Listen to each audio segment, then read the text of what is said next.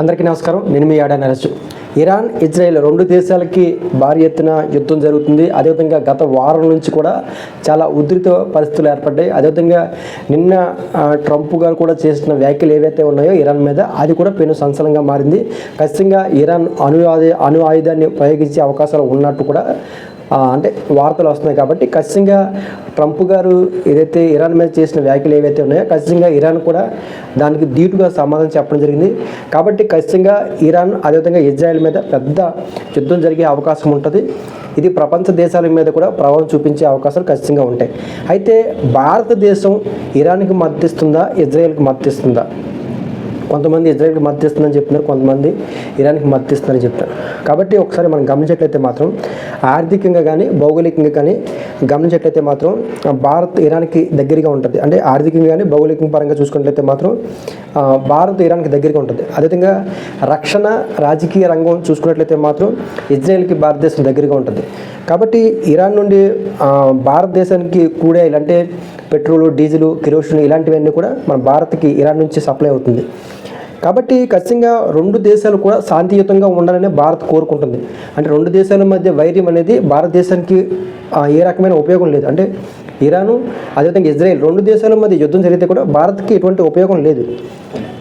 ఉపయోగం లేకపోగా నష్టం కూడా ఉంటుంది. ఎందుకంటే ఏదైతే చమురు ఏదైతే మనకి క్రూడ్ ఉంటుందో పెట్రోల్ కావచ్చు, డీజిల్ కావచ్చు, ఇవన్నీ కూడా భారతదేశానికి దిగుమతి అవుతాయి. కాబట్టి ఖచ్చితంగా దాని యొక్క రేట్లు పెరిగిపోయే అవకాశం ఉంటుంది. ఇప్పుడు ఇరాన్ ఆల్రెడీ అంటే ఏదైతే ఇరాన్ ఉందో ఇరాన్కి సంబంధించిన కొన్ని సౌదీ కంట్రీస్ ఉన్నాయి. కాబట్టి ఇరాన్ నుంచి కొన్ని సౌదీ కంట్రీస్కి ఈ క్రూడ్ ఆయిల్ వెళ్తుంది. కాబట్టి మిగతా క్రూడ్ ఆయిల్ సంబంధించిన దేశాల నుంచి మన భారతదేశం దిగుమతి చేసుకుంటుంది. కాబట్టి ఖచ్చితంగా ఆ దేశాలకు కూడా నిలిచిపోయే అవకాశం ఉంటుంది. నిన్న ఇరాన్ ట్రంప్ చేసిన వ్యాఖ్యల తర్వాత సముద్ర మార్గాన్ని కూడా మేము ఆపివేస్తామని చెప్పి ఇరాన్ సంబంధించిన ప్రధానమైన వ్యక్తులు చెప్పడం జరిగింది.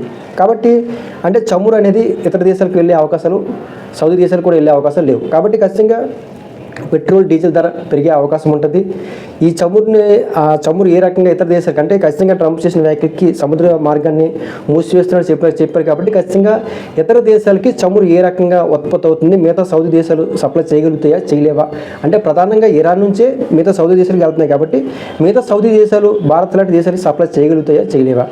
ఇదొక ప్రధానమైన సమస్య. కాబట్టి ఖచ్చితంగా ఇరాన్ అదేవిధంగా ఇజ్రాయెల్ రెండు దేశాలకు చూసుకున్నట్లయితే మాత్రం భారత్ ఎవరికి మద్దతు ఇచ్చే అవకాశం లేదు, ఎవరితోటి విభేదాలు లేవు, ఎవరికి మద్దతు ఇవ్వాల్సిన అవసరం కూడా లేదు.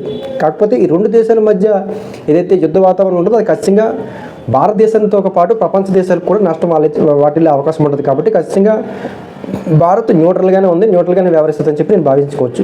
కాబట్టి ఇరాన్ ఇజ్రాయెల్ సమస్య ఏదైతే ఉందో ఆ సమస్య అనేది రెండు దేశాలకు సంబంధించిన సమస్య. అదేవిధంగా ఐక్యరాజ్య సమితి కూడా జోక్యం చేసుకునే అవకాశం ఉంటుంది.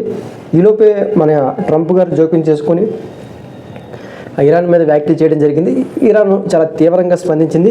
ఇరాన్ కూడా ఖచ్చితంగా ఈసారి బలంగా పోరాడడానికి అన్ని రకాల సిద్ధమైంది. ట్రంప్ గారు చేసిన వ్యాఖ్యలకి ఇరాన్ ఏ దేశం లొంగిపోమంటే మేము లొంగిపోయే దేశం ఇరాన్ కాదనే విషయం కూడా ఇరాన్ నుంచి బలమైన వాయిస్ వినిపించింది. కాబట్టి ఖచ్చితంగా రేపు భవిష్యత్తు అంటే యుద్ధ వాతావరణం ఏ రకంగా ఉంటుంది, ఒకవేళ నిజంగా యుద్ధం వచ్చినట్లయితే మాత్రం దాని ప్రభావం ఖచ్చితంగా చమురు సంస్థ పెట్రోల్, డీజిల్ ధర ప్రపంచవ్యాప్తంగా పెరిగే అవకాశం ఉంటుంది.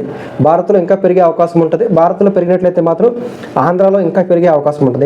ఎందుకంటే ఆల్రెడీ 92-95 రూపాయలు దేశంలో అన్ని ప్రాంతాల్లో అమలవుతుంటే మనకి ఆంధ్రప్రదేశ్లో మాత్రం 110 రూపాయలు ఆ రకంగా ఉంది. కాబట్టి ఎక్కువగా ఆంధ్రప్రదేశ్లో కూడా ఈ యొక్క పెట్రోల్ ధర, డీజిల్ ధర పెరిగే అవకాశం ఉంటుంది. ఒకవేళ ఇరాన్ ఇజ్రాయెల్ యుద్ధం జరిగినట్లయితే మాత్రం అది చమురు సంస్థ నిలిచిపోయే అవకాశం ఉంటుంది. సముద్ర మార్గం ఆపేస్తారు. కాబట్టి పెట్రోల్, డీజిల్ ధర కూడా పెరిగే అవకాశం ఉంటుంది. కాబట్టి రెండు దేశాల మీద కూడా భారతదేశానికి ఎటువంటి అంటే వ్యతిరేకించడం కానీ లేదా స్వాగతించడం కానీ ఎటువంటి చర్య లేదు. ఖచ్చితంగా ఈ విషయం మీద అమెరికా మాత్రమే జోక్యం చేసుకుంది. ఈరోజు ఏ రకమైన పరిస్థితులు అంటే ఈ 2 రోజుల్లో ఏ రకమైన పరిస్థితులు ఉంటాయని మనం ఎదురు చూడాల్సిన అవసరం ఉంటుంది. Thank you.